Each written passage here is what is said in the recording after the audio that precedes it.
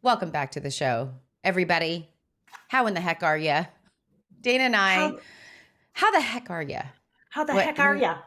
That kind of sounds like Fargo, right? How the heck are ya? How the heck How are you ya? doing? Yeah, for those of I'm you not that don't fucking know, good at all it. my relatives are from Wisconsin and they all talk like this. Oh, is that ever neat? Oh, yeah.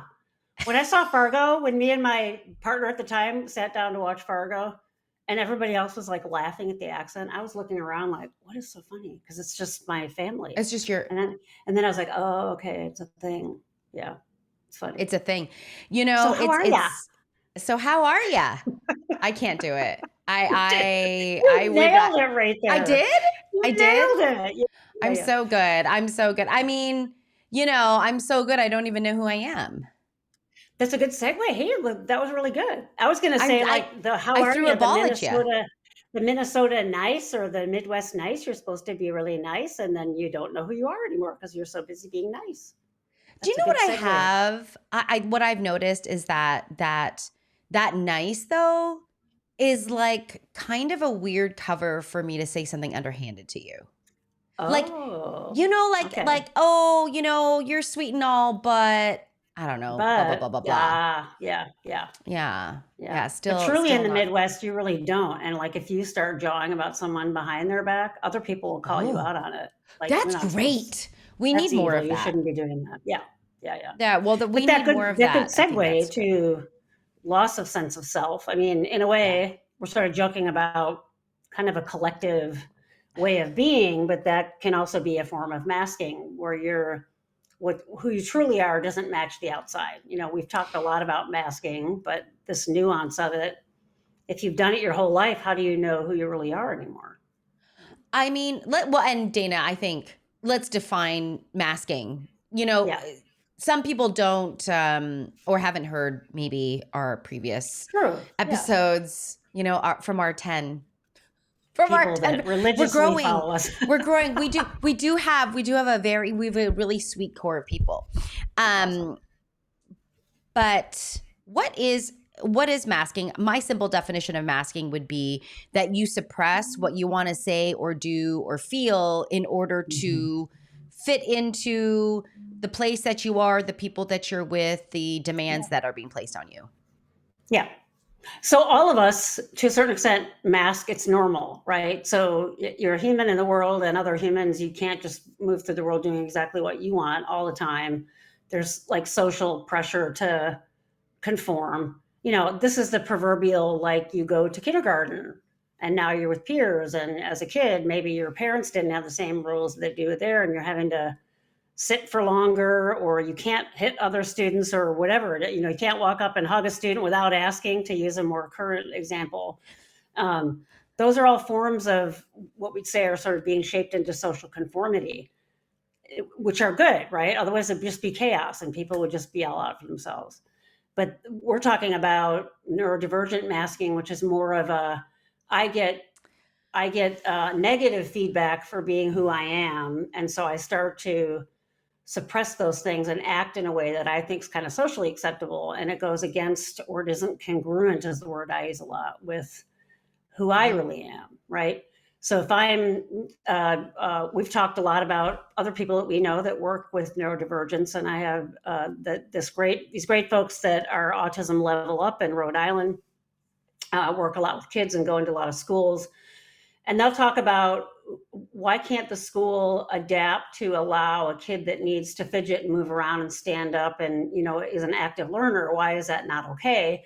Because you go back to when you and I were in school, and it's like, you see the kids in the desks and the facing forward and, the quiet hands and all that kind of stuff. If it helps learning, why not let that kid be who they really are, right? So that's a form of that kind of collective masking and asking you to do it a certain way. The problem is then you suffer on the inside if it's a loss of self, right? If it's this isn't really who Dana is, or I say something to my friends a few times and they give me one of those looks like, what's wrong with you?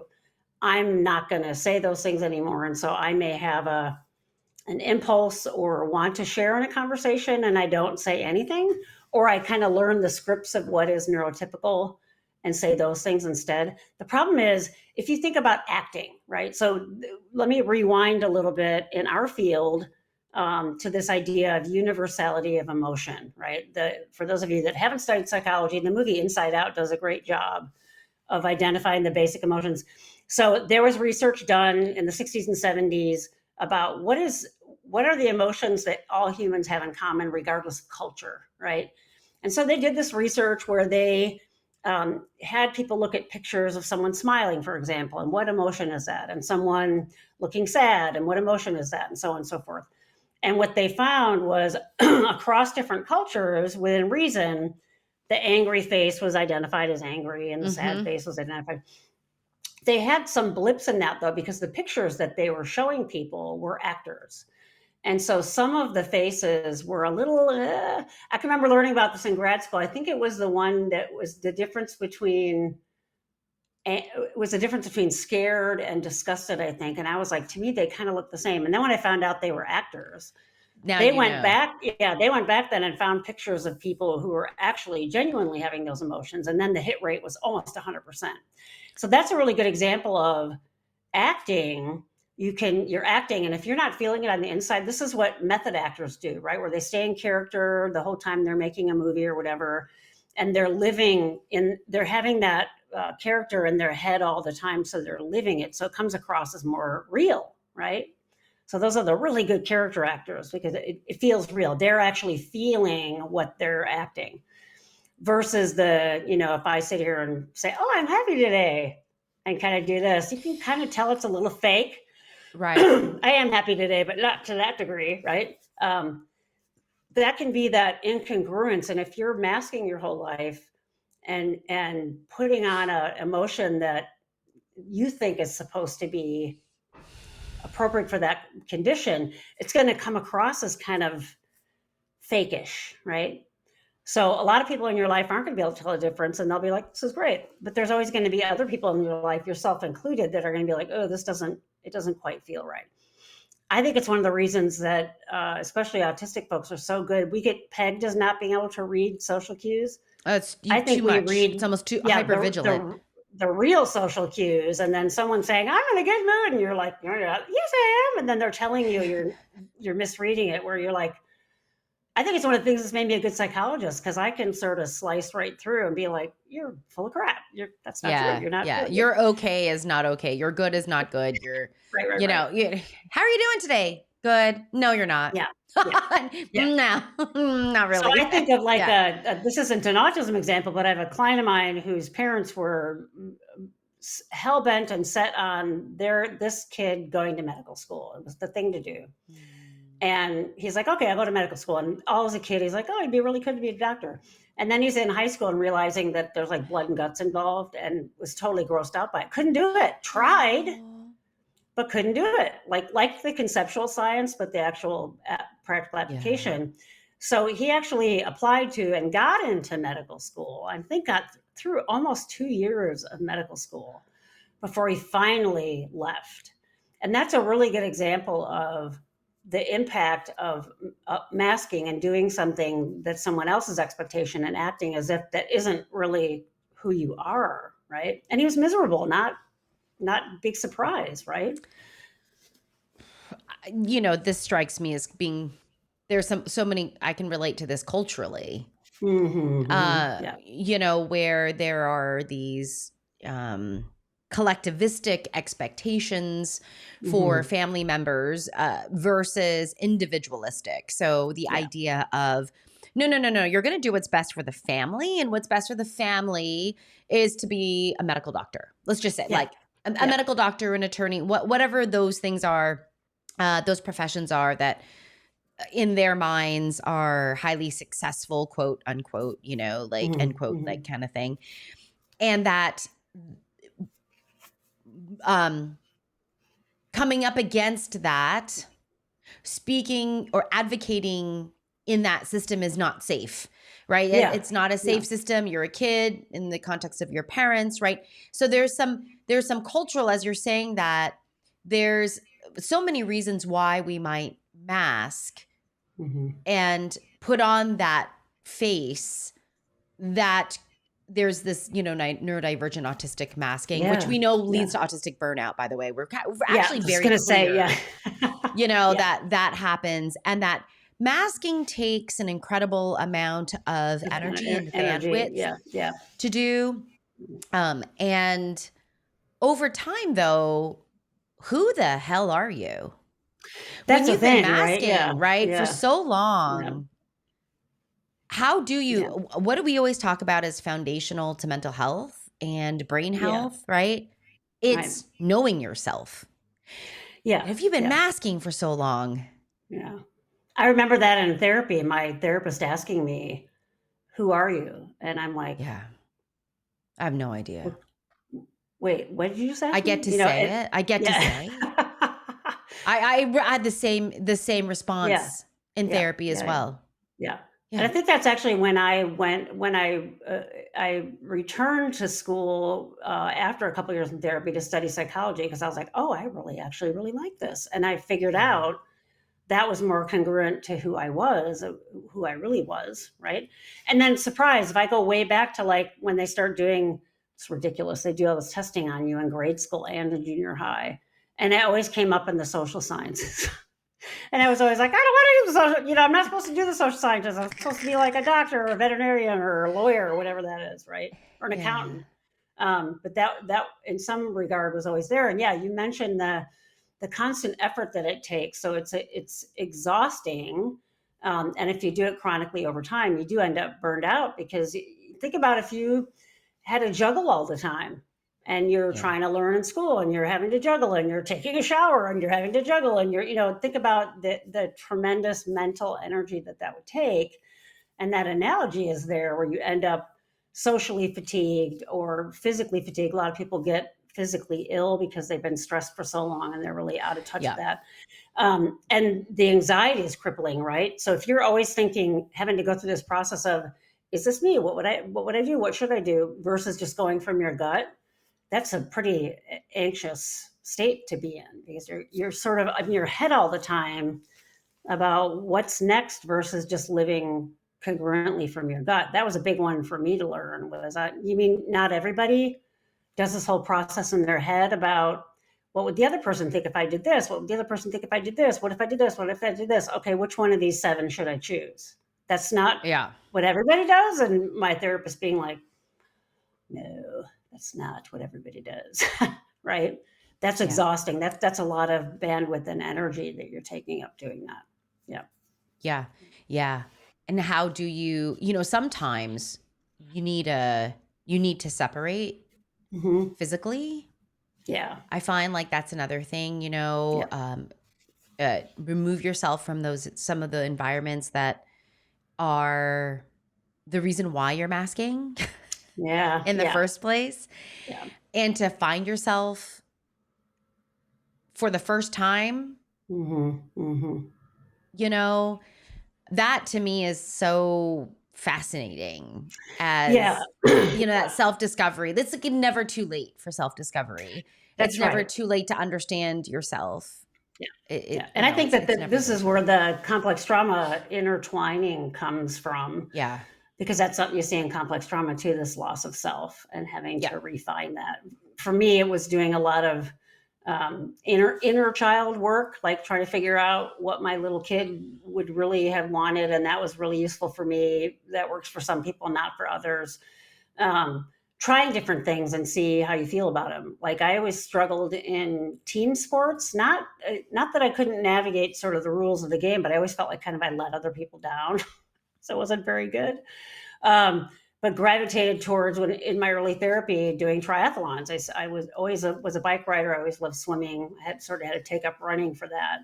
But all 3 of those are solitary sports. And so it was under my control. I didn't have to have that interplay. When I was doing horse jumping in high school, that was like me and the horse. You don't do that. There may be other people around, but you're not doing that like with other people, right?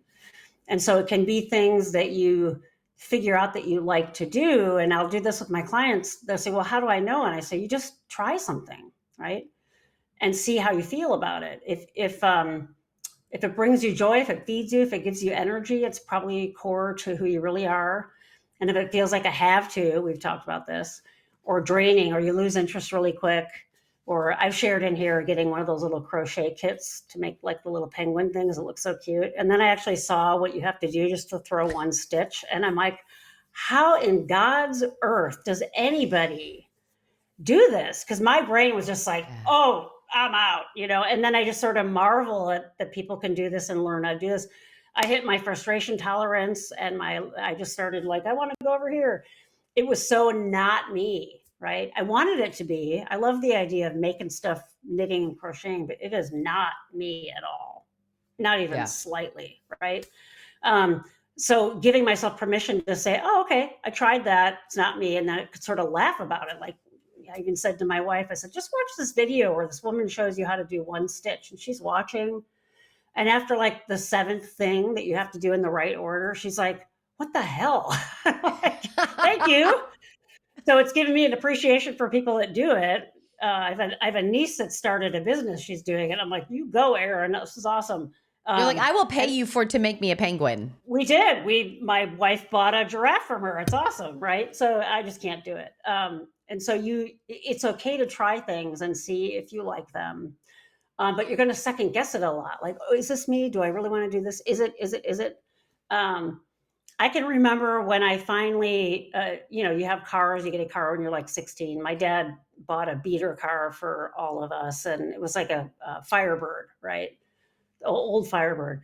Everybody's like, oh, it's so great you have a Firebird. And I'm just like, I'm not really a sports car kind of chick, Took me a while to figure it out, but I have a Jeep Wrangler and I like, oh my God, I had all those Tonka trucks when I was a kid. I love the trucks. I love the big wheels and all this kind of stuff. And I'm like, then when I finally got myself a Jeep, I'm like, this is me. This is actually me, That's you. So you have to and don't go out and buy a car because that's an expensive lesson to learn. There were steps to get to that point, right? It's more expensive than a $10 crochet kit that I couldn't do. But it is important to give yourself permission to do things and see if you like them. Go to a Broadway play, see if you like it. If you don't, you don't, right? Yeah. And that's really the only way you can figure out who you really are. And I'll tell people, what are things that you did when you were really young that you remember doing a lot? That sort of gives you some clues to those sorts of things. Lo and behold, as a little kid, I was on my bike every waking moment, it seemed like, or at the pool every waking moment and doing those sorts of things, right? So it can be a long process to refine yourself and it can be frustrating, but the payoff is so awesome because you can then just operate from your gut and not have to be doing those mental gymnastics all the time. And that's one of the things that can really help with burnout is if you figure out who you really are, right? And start operating from that place. Yep. I've heard this also called reparenting. Yes. This idea of reparenting. How do you, you mentioned, Dana, thinking about yourself as a little girl, right? And what would I have wanted? What would I have needed? And the idea of you being able to reparent yourself. And a lot of that is the dialogue and the narratives that run through your mind. Yeah. That allow you to explore and make mistakes and get dirty and be clumsy about things. And it's often something that I'm talking to my clients and their parents a lot about, which is when you do things, and mind you, I'm working with teens and young adults, but whose identity is in flux anyway. You'd expect is in flux. Yeah. Right. And so a lot of times I'll say to parents, when you do for your kid the things that they're capable of doing for themselves, the message or the meta communication, that message there is, I don't believe that you can do it. Or I don't believe you can do it right. Or you're doing the wrong thing. Yeah. Yeah. Right. And so what happens is we don't empower people, these young people, to experience the world. So often in the assessments that I'm doing, parents will say, well, what kind of job are they going to do? And I was like, well, it really does help for us to start with their interests. Like, let's start with interests, God right? forbid. Let's start with something that they really find just naturally and intrinsically lovely for Yeah, themselves. yeah. What is their thing? And then how can we tweak that thing, or how can we touch that thing in a job? And then they'll be like, they're not interested in anything, right? And right. And then I'll say, well, then we need to try everything. Oh, there you Right. go. Then, Yeah, I like right. Then that. you need to try things. You need to, Yeah. this is when job rotations are really, really lovely, right? Right, right. You Yeah, don't know until you try, and there's no amount of simulation or yeah. worksheets or videos that are Right. going to give you that experience. And so True. this is an investment of time and energy and opportunity. Yeah. But I think about what a parent's, I think, responsibility is Mm. in parenting their children, which is, how do we understand who our kids are? Yeah. How do we understand who our kids are separate from ourselves? Because we tend to be, I don't know, different people Yeah. processing the world in Yeah. different ways. And then how do we throw opportunities in front of our kids that they want, that Yeah. could build, kind of expand their world? Yeah. And then say, parents will say, well, they tried tennis, they didn't like it. They tried, they didn't like it. We Yeah. tried guitar lessons. We tried, and I was like, did they try it or did you try it? Mm-hmm. Because when you said you're going to play tennis and then you're going to Yep. go to piano lessons and then you're going to like, Oh, did that was they their want to, idea. Yeah, yeah, right? yeah. And then they'll Sure. say, what was their idea? And I was like, yeah, but they don't know. Yeah. But they might Like, not. Yeah, we all took piano lessons. My two older sisters were good at it. I crashed and burned. The teacher told me, don't learn the numbers that are on the music, learn where they are. And of course, I just learned the numbers. And then I got to the point where I would leave the house and my mom thought I was going to piano lessons, but I would go to Kmart and get Slurpees instead. And then I'd come home and say I went. I hated it. I hated it. My wife and I share together, we both got pushed into playing the flute in grade school. I think she wanted to play the trumpet. I kind of wanted to play the trumpet, but my mom said you'd get one of those little lip things. But what I okay. really wanted to play was the drums. And then lo and behold, I got a drum set when I was an adult and was pretty good at it and enjoyed it, right? But yeah, that's that sort of nuance of, is it really what they want to do? And how would you know what they want to do or what they might be eventually good at unless you let them try, right? I see these videos where people are having their little kids like make cookies and stuff, and the OCD in me is like, this is why I didn't have kids. But to your point, a 9-year-old isn't going to make perfect cookies. No. They're going to make 9-year-old cookies, and that's fine. They're going to get better if they keep making cookies. They're going to get better Yeah. at it. But if you're just like, oh no, let me do that for you. It reminds me of a lot of my students that I have now that are in their 20s. They have no idea how to deal with failure. They Yeah. have no idea how to deal with imperfection. I mean, like serious resilience issues. They'll get an okay grade on something like, why didn't I get an A? It's not an A paper. Well, why isn't it? There really is. And I really do think it's from some of this generation that had parents that did everything for them or sort of kept them safe from everything, and they're not doing them a favor. Part of anti-masking is also figuring out what you're not good at.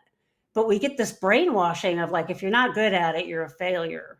It's okay to not be good at something, especially the first time. You guys know I do woodworking a lot. There's a lot of times I'll make a cut and I'm like, where was my brain when I made this cut? Because this is anywhere near close. And then I'm like, I could shut that down and say, wow, I'm stupid. I did that wrong. And what's wrong with me, and not do it. And now I'm like, oh, it happens. And then I'll go and redo it, right? Being given that permission to not do it perfectly, even when I think I'm a master of something, you're human. You're going to make mistakes sometimes. It doesn't mean it's not something that you love, right? It's okay to do something that really is who you are and not be perfect at it. And that's, I think, a big brainwashing we get in this culture too, and other cultural presses that you alluded to at the beginning. Yeah, the priority or the focus is not on process, it's on outcome. Yes, And exactly. so, I think about cooking or woodworking or, you like to tile, Dana, Hmm. these things. These are process oriented. I mean, don't get me wrong, Hmm. the product and the outcome's lovely. You've Yeah. got Yeah. yummy cookies to eat, you've got a lovely bathroom you're in, you've got Hmm. these are all these things are process oriented and they Yeah. take time, and there's a lot involved Yeah. in this. I think a lot about my daughter playing hockey, and that Mm. it's a sport that doesn't come easily. Oh my God. Yeah. There's so much to it, and that it's not until your millionth repetition of a whatever power turn that you're like, oh, I got it, and I got it good. And growth is like that. Yep. Growth Yep. isn't, Yep. Yep. you're gonna see a tangible growth at repetition 10, and then repetition 100, and then repetition, that's another Yeah. thing too. Like, I think, that whole, there's like that myth around that 10,000 Yeah. repetition Yep. mastery, Hours of doing something. Yeah. hours of Yeah. whatever. I think Malcolm Gladwell did a thing on this, the Hmm. tipping point or whatever.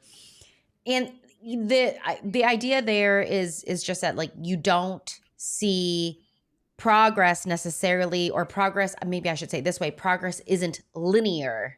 Yeah. So it comes when it comes, Yeah. and you got Yeah. to trust the process, which, by the way, is Yeah. therapy in a nutshell. Yeah. Yeah. And Exactly. and this is why, when people say to us, well, you got 12 sessions, and I was like, don't Oh my bother, God.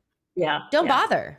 Yeah. Yeah. Don't bother. I'm barely going to be able to open up the hood. Like, Yeah. Yeah. we've barely found the switch to open up the hood. So, like, And I don't now even, we've opened it, and now you have to leave with it and it's open, and that's not right. good. Yeah. It's Yeah. awful. Exactly. It's Yeah. like that's like an awful place to be, because now you've Exactly. discovered that Yeah. you need a new transmission. I don't know, like, I'm not a car person, so Yeah. this is Yeah. this is going down the wrong way. The idea, though, back to our masking situation, which, by the way, Dana, your piano story opened up a loop for me. I've got to close it. You had Yeah. Slurpees at Kmart? Well, they were called There were something else, but they Oh, were but your Slurpee-ish, Kmart yeah. had like a Oh, Slurpee yeah. machine? Yeah, oh, yeah. Yeah. Yeah. Wow. Yeah. We Every didn't day get after that in school, we'd go Canada. there and yeah. Oh, yeah. That was great. Yeah. And then I hit adolescence and was eating all that junk food, and I piled on weight quickly because you can't get away with that when you're not a Yeah. 8-year-old riding your bike the entire day. Yeah, But yeah. yeah, but that I think about that now, I sort of joke about it and laugh about it, that the it's so not me as an adult to lie about something like that. Yeah, it's I just would like the whole never thing. I would never be that deceptive as an adult ever. But what was, and so this is a really good point because you may dissect that and say, wow, that's really, you're lying. What's the deal with that? It was really about something that was so painfully not Fundamentally. me. Yeah. And my parents were saying, you need to do this. And my Yeah. sisters, who both older sisters, were good at it. And I went into the what's wrong with me? I can't do this. I should Yeah. be able to do this. And that Yeah. was like my only escape, was to take matters into my own hand. Well, eventually the teacher probably called my mom and said she's not showing up. And then my mom just said, my mom was great. She's like, why aren't you going? I said, I hate it and I'm terrible at it. She's like, well, just tell me that. Or my dad would be like disappointed, right? But I was like, okay, I don't have to do this. Yeah. Can I play drums now? No, they're too loud. So that was, sort of shut that down. And then as a young adult, it was one of my good friends. It's like, you should buy drums. And I'm like, I can't do that. She's like, why not? Just try it. You don't have to be perfect at it. Just have fun with it. And I was like, oh, okay. So those kinds of things, that reparenting, like you mentioned. So if I had my actual parenting didn't allow me to do that, I can redo it. And that was with the help of a therapist saying, this is reparenting. This is what you're doing. And we as therapists play that role too. We sort of be the new parent and help Yeah. people along in that way. Yeah. Do I have the drum set anymore? No. And that doesn't mean I don't love it. And I still don't, that's still not the part of songs I fixate most on, is a rhythm and can geek out to them. But it doesn't mean I have to have a, expertise like your daughter has with hockey. I can play with it and enjoy it and not have it be this fundamental part of my life. That's okay too.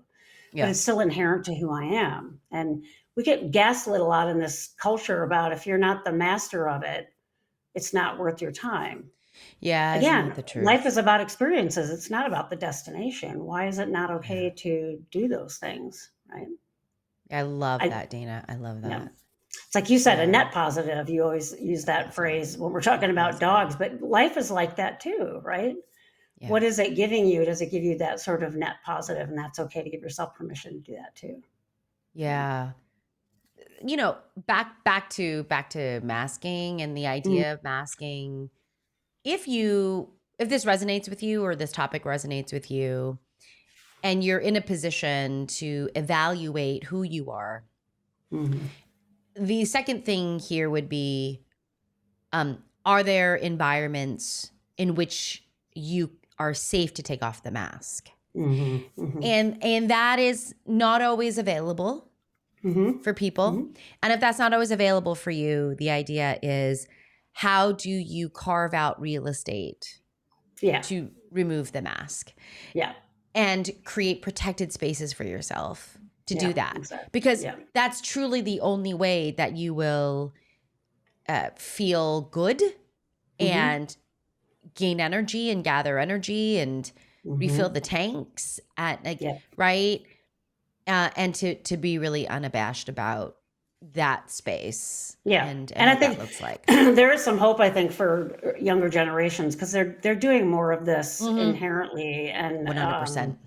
yeah, welcoming diversity of all experience, and you are who you are, and you don't have to Yeah. do pretense. And I think that that's wonderful, and I think that does that is bore out of all of these teachers who have gone through what you and I have gone through, the social pressure and saying this is really damaging, and we need to let these kids be themselves. Yeah, just good. Yeah. And I mean, Dana, we could do another episode on this because some people might be like, well, Dana and Gwen are promoting that you just act the way you want to act out Yeah, anywhere and everywhere and that you can be an a-hole everywhere. no, No. not saying that. That's not No, what Dana and I are saying. yeah, And I think anyone that knows and listens to our show understands that that's not what yeah, we're saying. yeah, yeah, And that is that it's okay to discover who you are. We'd like you to do that without the narrative of shame yeah, exactly. and judgment. Yeah. That's what I was Yeah. talking about. There are social pressures that you conform to, and that's okay. But this is more like who you are and Right. let yourself be real to yourself. Yeah. Yeah. Yeah. There are Hmm. places where everyone masks. Yeah, You exactly. know, this is why Yep. you and I work for ourselves. Okay, anyway, on that Yeah. note, we don't have to mask as much when we're in our own practices. There you go. All right, everybody. We will catch you in the next episode. Be good to you. Bye. Bye.